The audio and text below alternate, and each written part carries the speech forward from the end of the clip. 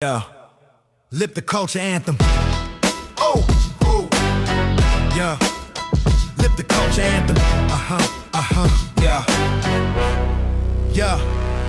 yeah. What's up, y'all? It's your boy E. Josiah Kenty, man, with Flip the Culture Podcast, where the culture won't change until we do. I got a very special guest, man.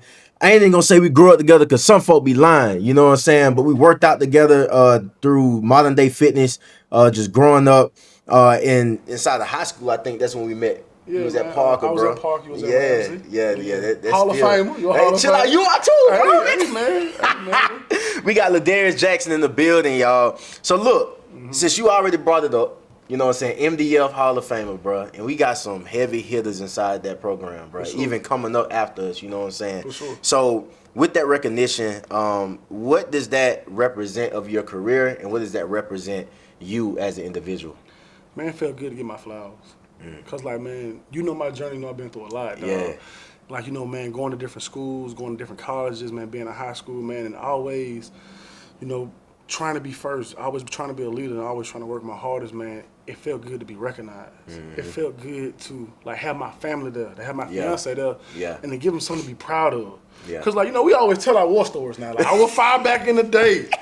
Like, you know, man, I was good, I was strong, I worked out, but like, man, but once you get that notoriety and that recognition, because we don't do it for that, but it do feel good to get it, though. Man, let's talk about, because, I mean, it wasn't, the people that's watching this probably won't never hear your speech, but I want you to tell about the story about how you were able to get to practice on some days before you were able to get transportation. Oh, yeah, no, for real, man, I had Yeah. no car, dog, like, you know, single father, my dad worked in construction, like, you know, construction 24/7, so sometimes he at the house, sometimes he not.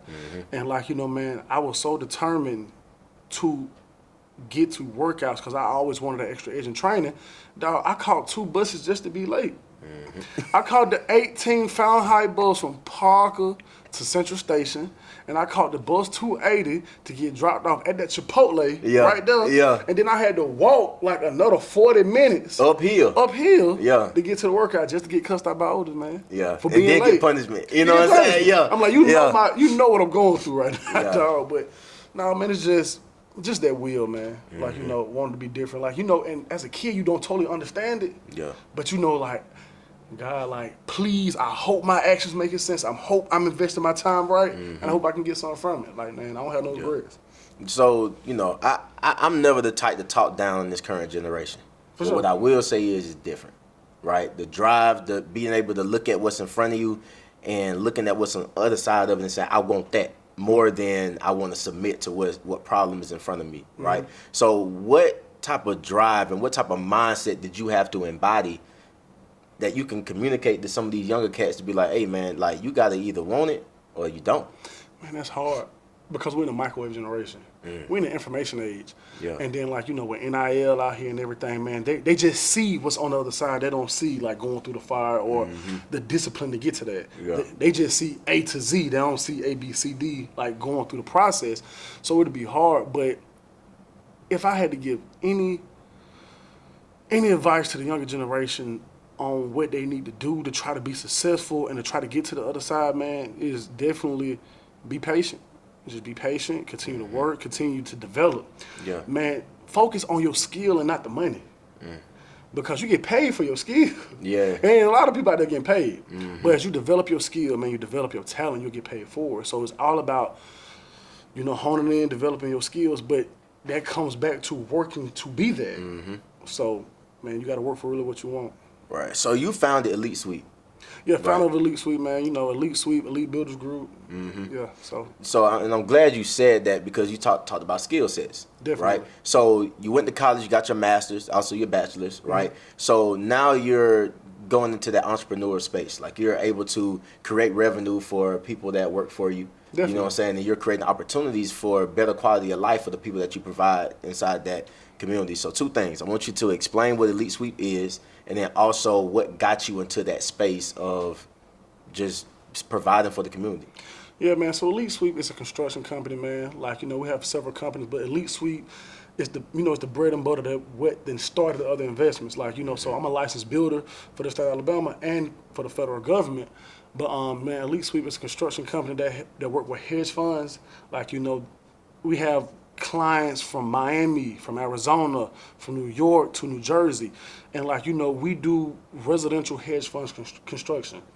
So like, you know, I never wanted to be like, you know, a retail, like, you know, construction guy, because you'll be chasing clients.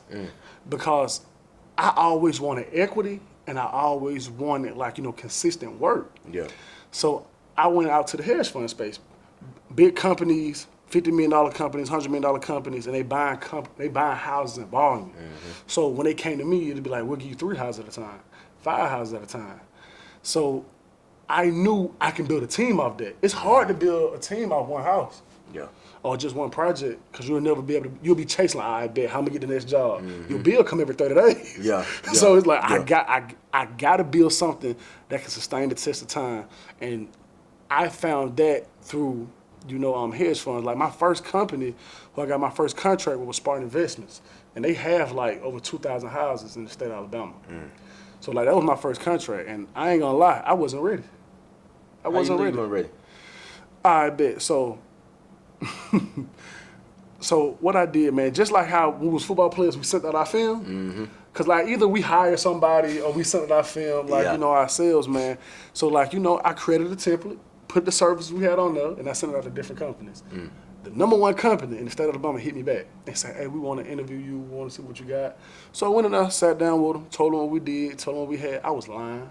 I done had that much equipment. Wow. I done had that much team. It was me and some, you know, I had a couple subs. And then it was like, okay, man, it's perfect. Everything checks out. Can we start you off with like 20 houses a month? I was like, I don't want to do that. Let's start like with the first 2 to 3, and let's go from there. I said, then after you see our process, and then we'll be ready to take on the rest.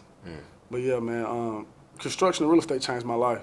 It really So has. let's not skate over that. So like, you know, you found out you weren't ready, right? For sure. So what steps did you take to get ready? Man, work while being scared, work while being nervous, man. So things that I knew how to do, and then I learned quick as a business owner, man, to find people who specialize in things that you're not good at, and then love on them. Like, so I was very good, like, you know, man, painting, framing, but I knew like the business couldn't grow if I was doing that. It's like owning a restaurant. I can't wait the table, cook the food, you know what I'm saying? And pick up the bill. So like, you know, man, it's all about diversifying and having different systems in place. But yeah, man, I knew I wasn't ready when I was like, man, I was literally framing a house. And then these people tell me, hey, we just bought another 2 houses. We bought 3 more houses. We need you. And you knocked out these other houses for us, man. We need you to keep going. I'm just like, bro, I am not ready, man. Like, these people's trying to give me all this volume, and I just don't have the manpower for it. Yeah. So I stopped thinking in the fact of, man, let me just stop trying to hire employees. Let me just hire subs. Let me get people who have their own companies, that take care of their own payroll. Because if you have employees, some people gonna do what they want to do, and some people gonna ride the clock. Yeah. So man, it was days that like, you know, and man, business is personal. I ain't gonna lie here and say like, you know, it ain't personal, because like, man, if you around here giving like making somebody got their check every Friday, and they ain't doing what they need to do, but you paying them, oh dog, it's gonna hurt your feelings, dog. Yeah. Cause it's like, man, I'm doing everything. If you knew what I was doing to make sure that I got this money in this account to pay you. Yeah. But like, everybody's not gonna appreciate it, and like, you know, man, so, and my feelings was getting hurt. I was getting too involved in it because I'm helping people getting trucks, helping people get insurance. Like, man, some people they ain't have health insurance until they met me. Wow. Until they start working with me. But yeah, man, just I realized like, all right, this ain't gonna work. What I need to do, boom, I need to get some subs, people that got their own trucks, people that got their own insurance, and people who really take pride in their work. And you make less of money, but you gain more time. Yeah. Like, you know, as an entrepreneur, man, time is everything. We can't get that back. So if you can buy that, go ahead and buy it. Yeah. So like, I was like, okay, big. I met like 3 contractors that got their own teams. I can put these 3 contractors on these 3 houses, and I can just go check on them 3 houses. Yeah. And my time freed up. I just got to make sure the money good. Yeah. So.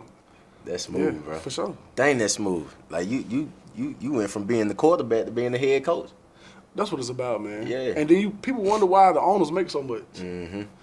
Like, because they orchestrating everything. There's a lot of behind the scenes that happens that people don't see that happen. A lot of deals being made, a lot of transactions, and a lot of brain power. But, like, man, when you find people that really love what they do, love on them. Love on them, man, because they're going to take you farther than you can take yourself. People will work harder for you than you work for yourself. Wow, bro. For sure. Yeah. Jack. Man, so when you being the mentor, when you being the leader, right? How do you take care of you to make sure that you show up every single day the right way, how people want to remember you? This might sound crazy, but I learned how to turn it off and I learned how to ignore. Because, man, if your mind, as a business owner, bro, as an entrepreneur, like, your mind is constantly going. Money, meetings, other people's feelings and emotions in your company, trying to keep everything together because you're the glue. It get to a certain point in time that I quit every day. I quit every day. No, for real. Like, it gets, because, like, man, if your mind constantly goes, you ain't gonna do nothing but get drained out, man. You're gonna get drained out. You're gonna be mentally inhabitable, and you're not gonna be good. You'll show up every day, and, like, you'll be eager and angry. Like, you want to be at peace with yourself. So it get to a point in time, hey, bro, turn this phone off, do not disturb, and, like, call me 2-3 times, send me a text if it's an emergency. But if I can just see and be like for real, like, if I can just look at my phone, like, my phone going off right now, people FaceTime me, like, people at Home Depot right now. But it get to a certain point in time, I bet, bro, I gotta quit for the day. Let my mind rest, because I gotta refresh and take care of myself if I can be better for them. Yeah. Because if I ain't together, ain't none of this together. So, like, it might sound crazy, but I had to learn how to ignore, and I had to learn how to quit every day. Like, a coach that we shared together taught me that. Antonio Denmark. Yeah. Man, it wasn't that coach that told me this, though. It was a coach at Murray State, bro. Okay. That man said, hey, we got some folks that's just a piece of flesh out here, just a warm body. Wow. They're just taking up space. You know what I'm saying? I'm like, dang, bro, like that, bro. Bro, when you think about it, though, bro, it just be people that just flesh walking out here, bro. Like a spirit and body and a body and ain't no value. You know what I'm saying? So, like, I appreciate that. The Walking Dead. Bro, like, no lie, bro. I was at a grocery store, dog, and they had a chick I went to school with. She told me, she said, you look good for your age. And I said, what you mean? I said, we went to school together. Yeah. She was like, yeah, but you got a lot of stuff going on. Like, my life over with. Dang, bro. And I was like 25 at the time, bro. And she, like, and when I heard that, like, my spirit was so hurt. Because, like, she grown. She done grew as most she grew. Like, that's it. And then you know how it is in Birmingham, man. She gonna Atlanta herself to death. She gonna probably hit New Orleans a little bit. You know what I'm saying? Yeah. Might go to Houston. Oh, no, but, like, that's it. Like, they can't dream further than that. And it's sad, bro. They're the Walking Dead, bro. Dang, bro. Yeah. Oh, boy. All right, so with sports, performance to business strategy, what leadership lessons have you translated most clearly? And what nuance have you had to embody? It's hard, but it's okay. Like, nothing comes easy. Like, man, just like in football, man. Like, you're going to win some, you're going to lose some. But you're going to want to make sure you're going to win more than you lose. Yeah. Every day is going to be a different challenge.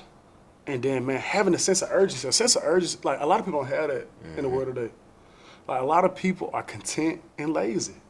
Having a sense of urgency, bro. Like, okay, like, sudden change. Like, catching the steps. Sudden change. You got to get the blocking. I got to get the moving. We got to get the going. Or, like, say, for instance, like, it's a fast-paced offense. Like, they run a no-huddle. Like, I ain't got time to be looking for the play. I got to hit and I got to get down. But, like, that definitely helped me, man. Like, transferring the sense of urgency from football to having the sense of urgency to business. Because, like, say, for instance, like, say if I have an insurance job, right? And then they call me, the insurance company, like, hey, Jack, the roof that ripped out this lady's house. I need somebody to get over there and tarp it. But what do I be like? Oh, yeah, we're going to get over there. We'll be over there. Yeah. Then you got live wires. If I don't have no sense of urgency, that lady's house can catch on fire. Yeah. But stuff like that happen. Because people had that mentality, I get that when I can. Bro, something that you said about a sense of urgency, right?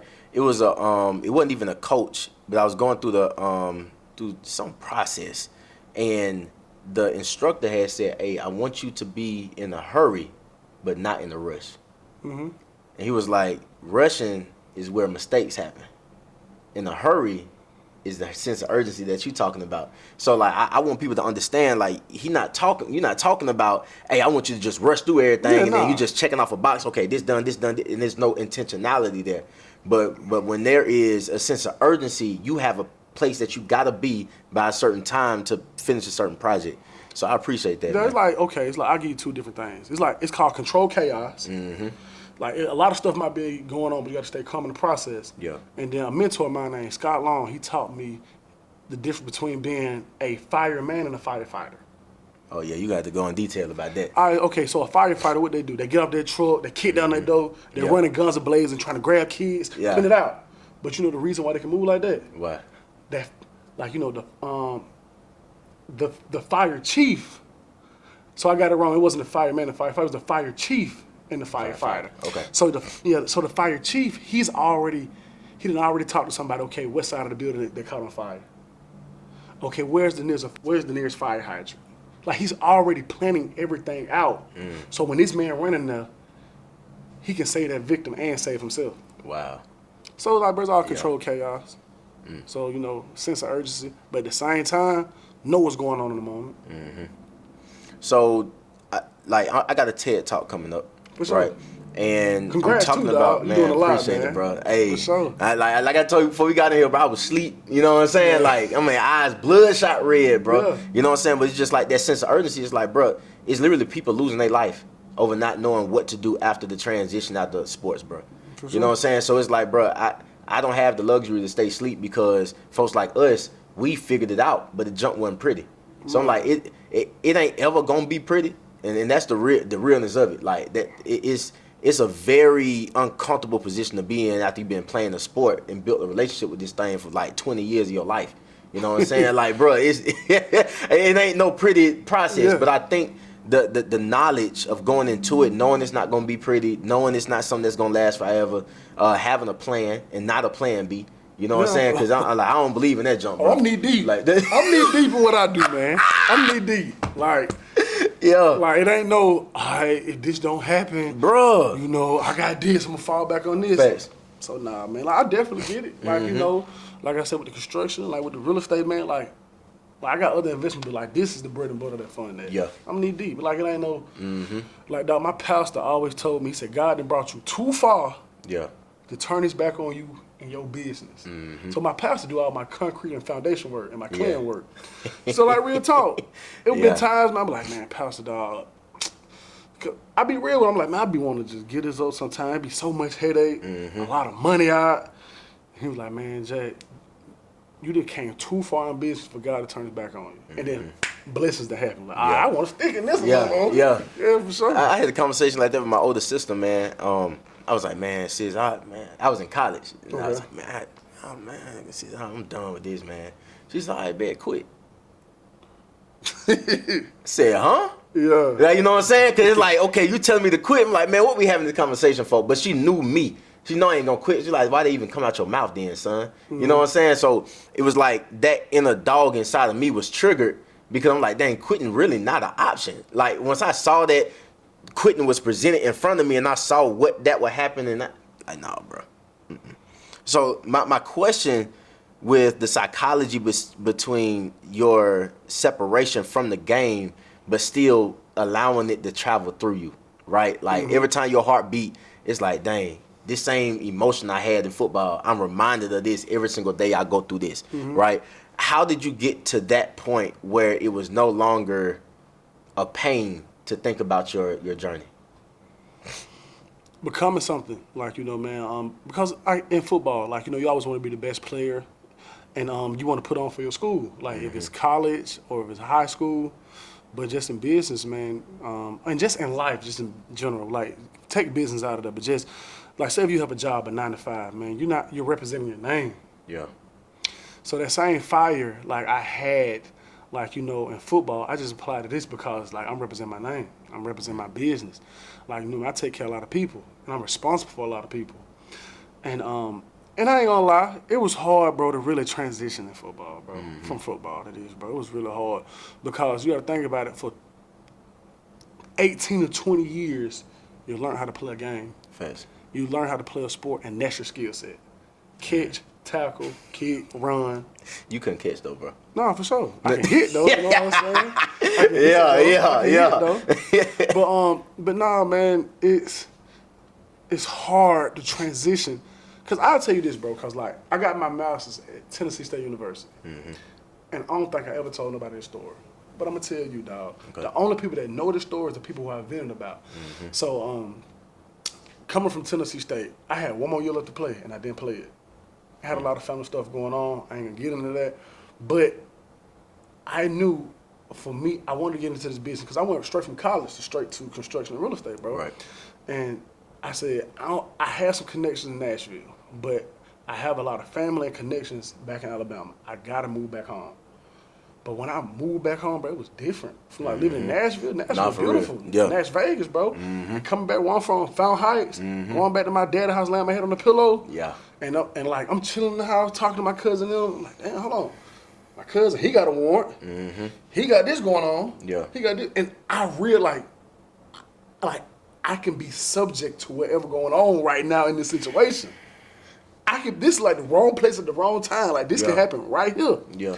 So like, bro, it was kind of like, I was scared to be back because I'm like, this is my support system and I'm trying to build this business.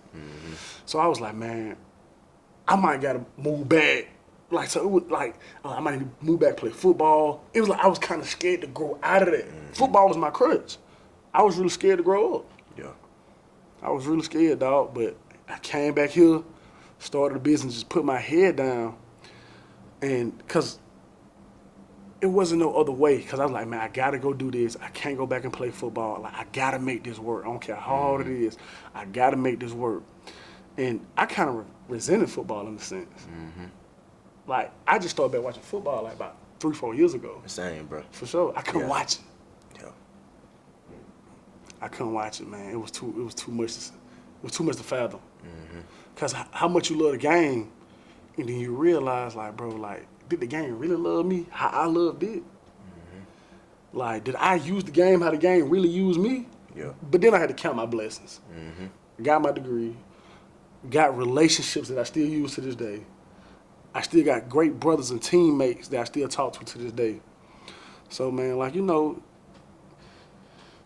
football, and sports in general, man, it had its ups and downs, but I got more good out of it than bad. Taught me a lot of life lessons that I still apply to this day. But one thing I hate about it, I always, like when I watch football now, I be like, dang, I could have did more. Never satisfied, and I hate that. Yeah. I hate that, bro. But nah. Yeah, bro. I appreciate you even sharing that story, bro, because, I mean, that's your testimony. I ain't even gonna say story. For sure. It's testimony because you navigated through it. Yeah. You know, a lot of dudes out here, bro, they got stories. That barbershop talk. Be like, okay, why did you just tell me that? Yeah. What do I gain from that? So I appreciate you for sharing that, because when I thought about that, like when you were inside of Fountain Heights, like you chilling, right? It's like, nah, bro, like this is your league. Like, elite sweep is your league, bro. Sure. That's your NFL. You know what I'm saying? Because you still have to separate in order to get something that your family appreciates, but they've never experienced it. No, and I realized that sometimes there's a place that God is trying to get you to navigate to, and the people that you're trying to, or the legacy you're trying to leave behind for these people, they might stop you from getting there if they come with you in those spaces. And you want to take them with you. And you want to. But you can't. Yeah. You can't. And then I ain't gonna lie, man, it not only wasn't hard to transition because, like, man, you go from being in college, safe environment, like, I'm just saying, like, for real, like, safe environment. Bro. Yeah. Like, people trying to help you get jobs, it's connections, back to the gutter. Yeah. Like, bro, it was hard for me to, like, hold on, like, my life been over here for the last past 4-5 years, and I'm back over here in this. Yeah. And then on top of that, the second most important part, dog, that's hard for athletes to transition, especially football players, is being embarrassed. Because most football players, but like, you play DB, bro. You a tall DB. I play D, and I'm a pretty big guy. Yeah. And then, like, you go from being in the paper to going to college, playing on ESPN, then come back to your city, they looking at you like, what you doing here? What you doing here? Yeah. Bro, you ain't no better than me. Yeah, facts. I'm like, hold on, bro. Like, chill out. And then, like, like certain fights can start over that. Yeah. Like for real, then you always have these people that try to come back and talk to you. And you know I'm better than you in Little League. Yeah. I'm better than you in middle school. Like for real, bro. I'm like, Yeah, bro. we grown. You still Yeah. talking about this, but you Fact. got bills, but you talking about this. Still got huddle highlights in your bio. Yeah. I'm talking about what like every month, hey, drop a pick if you're five. You know what I'm saying? Something like that. But like, nah, man. It was like that was very embarrassing. And then like I had teammates, like I was fortunate like to go straight into business, but I had teammates that was all Americans came back here and worked at like furniture companies. So imagine going from being all American, now you lifting beds, you lifting dressers. And then people see you like, hey bro, thought you were supposed to make it. Yep. And then they just stay talking about you. But it's hard to let that go. It's hard to let that go. Because you feel like, I ain't done nothing with my life. And it really seeps into your head, but I really ain't done nothing. Yeah. And it lead to certain ways to try to catch that back, you know, to try to get that fame back. But that's not good, man. Like, you know, everybody goes through things.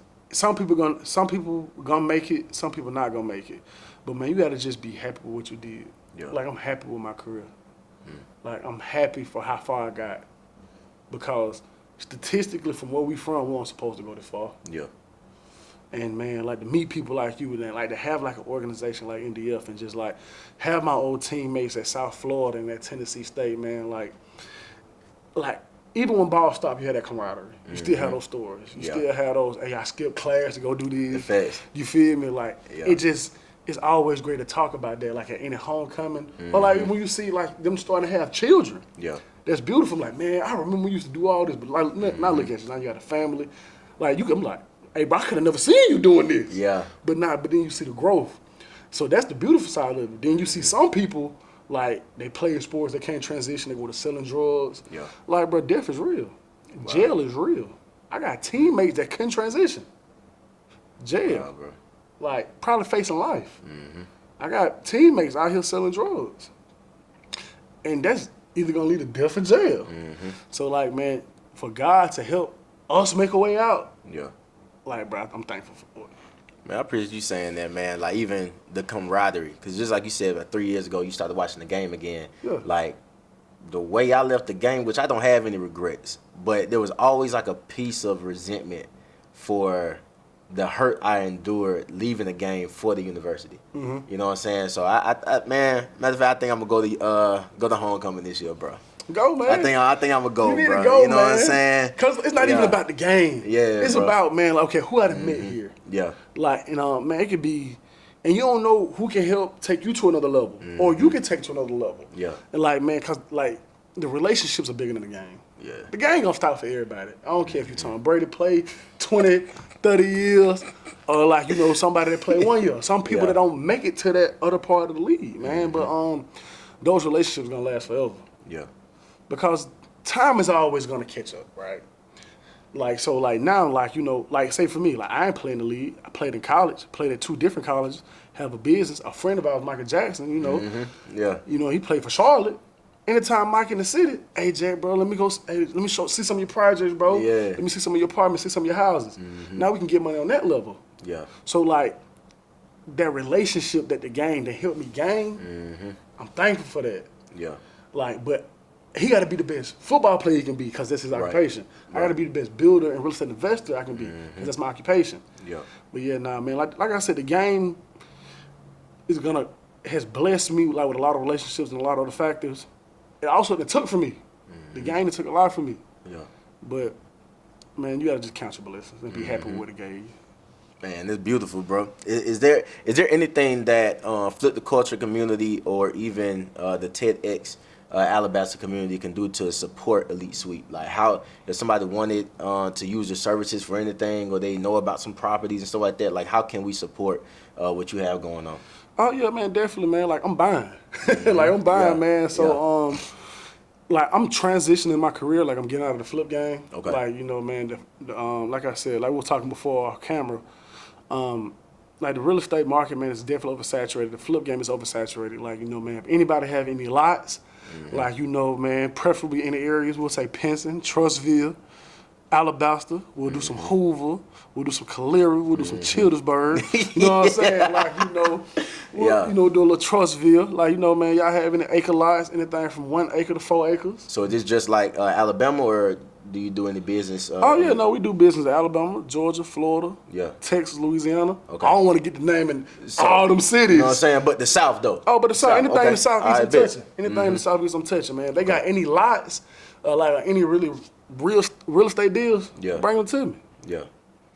Bet. Is there anything else that you want to share with the people about just what you do, or any last words of encouragement? My last words, bro, I want to just say thank you to you as a man, because you extended your platform to me. Like, it ain't about the business. If they send me properties, I'm cool, whatever, man, I'm going to be straight for sure. But, man, just being here with you, being on your platform, man, and being able to release. Because as men, especially as men and as people, man, like, we hold so much in. And I'm still healing. Yeah. I'm still healing from not getting to the league, bro, and not playing the game, because you put so much in. Yeah. It's so much dedicated effort. You wake up and every day you try to be the best at that, and it just stop. Yeah. When football stop, it stop. It ain't no, I'm gonna work my way back into it. Like, I ain't finna be one of these players, 37U. I ain't finna be like. I ain't gonna lie, I thought about it, bro. I thought about it. They be mic'd up and everything. Bro, I'm not, bro. Like, nah, dog. Like, I'm not finna be like, the arena league. Like, man, my homeboy NFL agent, bro. Like, he signed 8 people. And, like, none of his people went drafted this year. He got some first rounders coming next year. But the people last year, he like, yeah, man, I'm going to help him get with the CFL. I'm going to help him get, like, with the Arena League. That's how much the Arena League paying. $500 a week. Oh, I can't do nothing with that, boy. No insurance. But no insurance. $500 a week, but I can't do nothing with that, boy. Yeah. Man, they talking about, the CFL, cool. I'm like, what they probably making like 60 to 80. Like, I don't even know the numbers. Yeah. But I'm like, man, and then, like, even with the USFL, what they making like 60 to 80, but no insurance? Bro, like I told you, plumbers making $100,000 a year, electricians. I'm talking about not even owning their company. I'm talking about, man, you get your journeyman license, man, go be an electrician, man. You make anywhere from 80 to 100 with insurance, or you can just go be a lineman. Yeah. At Alabama Power, they're paying $120,000 a year. Not a lineman hand in the dirt. Not a lineman hand in the dirt. You know what I'm saying? Yeah, lineman, like, but man, Alabama Power got a football team. Nah, nah, dog. But I'm like, nah, man, like. I support it. I just can't do it, man. Yeah. Like, it's going to be hard for me to know that I played, like, you played on the Division I level. Man, and to go from the Division I level to go play against Lil Ray right now? Yeah. Nah, dog. Yeah. I support it, man. Y'all got it. Like, bro, I ain't gonna lie. I be watching some of the, it's very entertaining, though, bro. Oh, for sure. I be like, man, somebody finna pull a gun out they drawers, bro. Like, I'm for real, bro. Gotta, like, shank somebody's bottom of the pile or something, bro. Like, bro. Hey, but what I do respect about, like, cats that's still out there doing it is because it's literally for the love of the game, bro. I can't think of any other, you know what I'm saying? It's the love, bro. You know what I'm saying? It's just when it is time for them to truly transition. Oh, yeah. I'm here. You know what I'm saying? Like, hey, man, you really doing God's work, man, whether you know it or not, man. You're giving people an outlet to vent to you and talk to you, man, and you leading people to the promised land of being fulfilled. Yeah. Yeah, dog, you might not like it, but that's what Jesus did. He died for our sins. Yeah. And, like, man, and gave us salvation. And man, like, and Jesus brought us closer to our Father God, man. Yeah. And I ain't trying to call you Jesus, bro, but, like, the work you're doing is very deep. It's very psychological. Yeah. Like, cause they did a study at the University of South Florida, dog, when I was there with my professor. And like I said, bro, 50% of student athletes commit suicide 5 years removed from college. They cannot transition. Like, suicide is real. Cause it's like, what's next? Especially like, fortunately, like, especially like women's sports are better because they actually taking their degree serious. Think about it, bro. You got 80 people on the football team. 60 people got criminal justice. So we finna have 60 police officers? That was my degree, bro. Oh, for real? I ain't trying my bad, bro. No, you get it's real. It's real. Either that or sports psychology or some junk. You know what I'm saying? Yeah. You got things about, oh yeah, bro, I want to be in sports medicine. So you want to wrap feet, bro? Like, ain't nothing wrong with it. They make bread. Yeah. But I'm just saying, like, not a lot of us Like, that's one of the degrees football players lie about. Oh, yeah, but I'm going to get my sports science degree. Sports medication degree, whatever. They ain't going to go do that. Yeah. Like, you know, man, they going to either probably, do communications, like criminal justice. But, like, you know, man, they get out of college, don't know what they're doing. They're floating. And then in that float time, man, they line, oh, yeah, bro, you know, I'm contemplating on going back and playing. Bro, no, you're not. Yeah. But it's like, who can you vent to? Who can you talk to? Like, at first your teammates are there. Then life happens. Everybody goes, everybody spreads and do their own thing. Bro, like, it really need to be a helpline for this. Yeah. Because, like, bro, like, it have been times, like, I never thought about committing suicide, but it been times I've been thinking, like, bro, like, what I'm going to do? Like, you know how I feel to go from living in Tampa, Florida, Nashville, Tennessee, to going back, 2 bedroom, 1 bathroom, 5 people living in here. Yeah. I said, I got to get up out of here. Like, because, like, when you're subject to, you the product of your environment. Yeah. And it scared me. I said, I got to get out of here. I got to find something to do. I got to do it fast. Yeah. And, like, my granddaddy did construction, my dad did construction. I'm like, I got to go to this. And I started that, man, got my license and took it from there. But nah, man, you really doing a lot for people, man. Whether you know it or not, I know you know it. But, man, like, you really healing people, dog. Yeah. I appreciate that, bro. And I appreciate you for being available, like, to share your story, man, because I know how impactful it is. Even the story I didn't know about just the Tennessee State situation. You know what I'm saying? Bro. Like, that transition, like. I was afraid. Tell you, bro. I mean, like, bro, and we don't talk about that as big as we not the average human. You bigger than me. You know what I'm saying? For sure. But, like, to hear that level of vulnerability and then still seeing you, like, standing 10 toes down behind what you said and saying, hey, I'm straight now, though. You know what I'm saying? Good, there is a component of fear that I think is necessary inside the journey that we go down.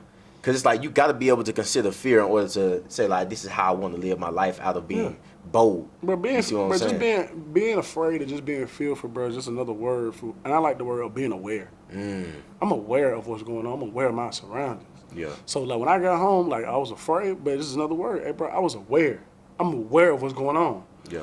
Because people who fail to be aware, stuff happens. Product of your environment, wrong place at the wrong time. You might die. And it's real, bro. Like, we living in Birmingham. Like, you know, Birmingham has a lot of great things going on. But we still have to be aware of what's going on in these inner city communities. And, like, you know, it's getting better. But, like, you know, man, with this younger generation, like, you know, it's even more ruthless in certain areas. Yeah. So, man, it's just like being aware. And I think I am a part of a men's cohort. You know what I'm saying? We talk about different things. And we got the code where we're not going to share anything outside of that cohort. But that some of the things that we have, some of the topics that we've talked about is the access that we have on both sides of the fence. And what I mean by that is, let's say you grew up around a certain environment, because, I mean, I grew up in Center Point, went to Ramsey, right? Ramsey got folks from Ensley, got folks from Hoover, got folks from north side area, right? Sure. So we're all inside this clumped up, and after we get done with Ramsey, we go back to our own silos and our own communities. Go to parties, you expose the gunshots and fights and all that type of stuff, right? But to be removed from that environment, go out for 4 years, get exposed to life. After that, not a smooth transition, come back to this. And I ain't gonna lie, when I came back, like I say, now it's better. When I came back, Birmingham was 10 times worse than what it was when I left, bro.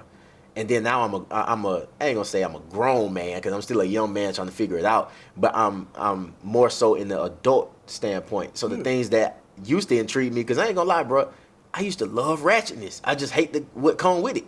You know what I'm saying? I just hate that what come with it sometimes. But like, I like to be in that environment. But I'm like, bro, I'm a grown man now.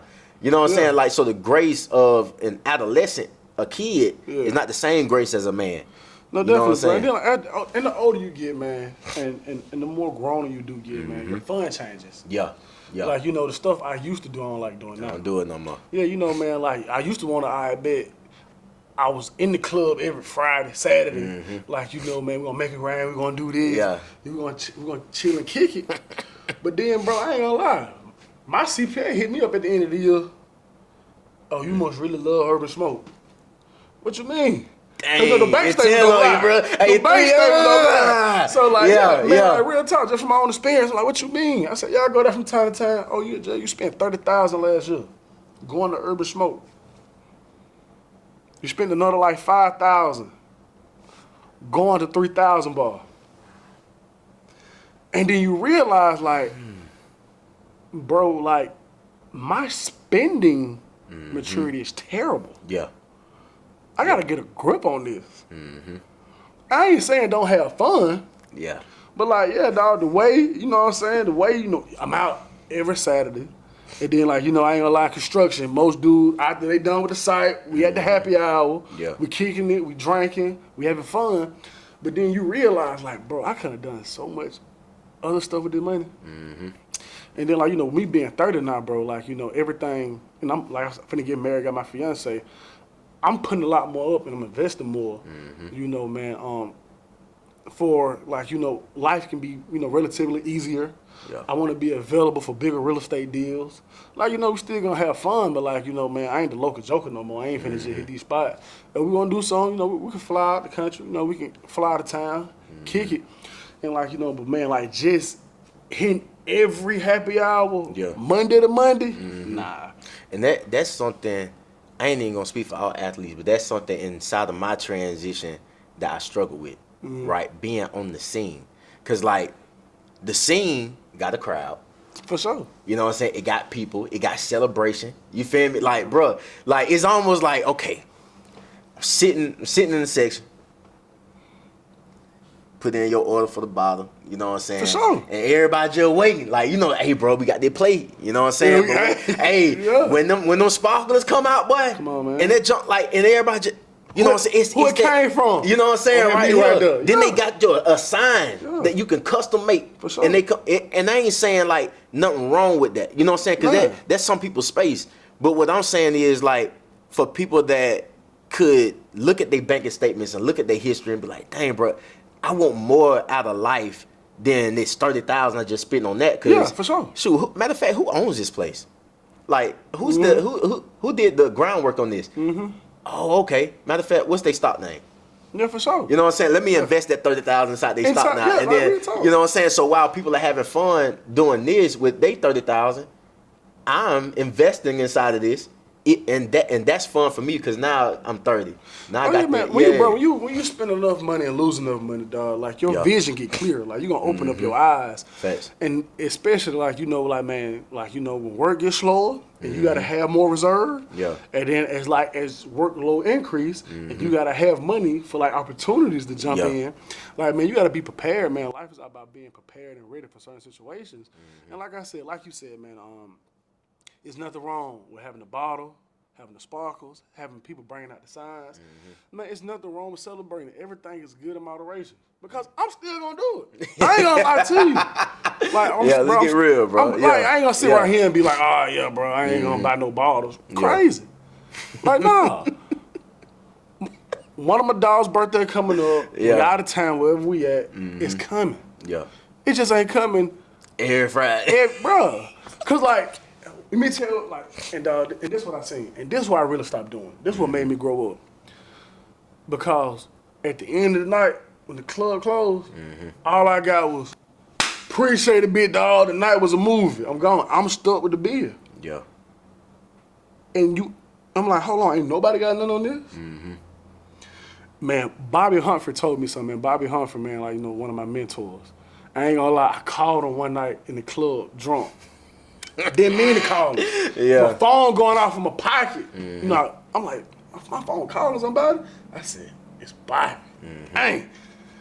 And I just hung up. He called me back. I had to pick up. I said, hello? He said, Jack, you at the club right now? I said, yeah, man, I'm in here just chilling. He said, man, come have dinner with me tomorrow. Yeah. Had dinner with him the next day. And then he asked me how much I'm spending, how much I'm saving, what my credit was. He said, man, you doing good, man. But he said, you literally pissing money down the drain. Wow, bro. Like, he said, Jay, you literally pick, like, all the liquor you drinking, all this, bro, you pissing money down the drain, bro. And I was thinking, like, bro, you absolutely right, dog. Like, I'm wasting a lot of money on other people's happiness. Wow. Because we in here, we was all miserable. Like, bro, if we out here 5-7 days a week drinking, kicking it, yeah, bro, misery love company. Yeah. I need to go heal for real. Because I ain't doing nothing but just, y'all just around because I got this bread. Because I'm getting the drinks, we kicking it. Yeah. But the only real ones is going to be there for you, dog. They can be there for you in the happy times and the sad. But nah, man. Yeah. For sure. Yeah, that's dope. That's dope, man. I appreciate you, bro, for being here, man. sure. I feel rejuvenated from having the conversation with you. No, bro, for real. sure, and man. even from your story, like going to homecoming, you know what I'm saying? Me looking at my life and be like, dang, bro, yeah. Like the experience that I had in the club, it was very close to my experience on the field. You know what I'm saying? So like that tie, that's healing, bro, in real time. You know what I'm saying? So like it's always a process. So I appreciate you for your level of vulnerability. It caused me to look in the mirror, you know what I'm saying, doing this process as well. So hey, y'all, remember, the culture won't change until we do. It's time to flip the culture. You know what I'm saying? Appreciate it. We're gonna see y'all next time, man. Yeah. Lip the culture anthem.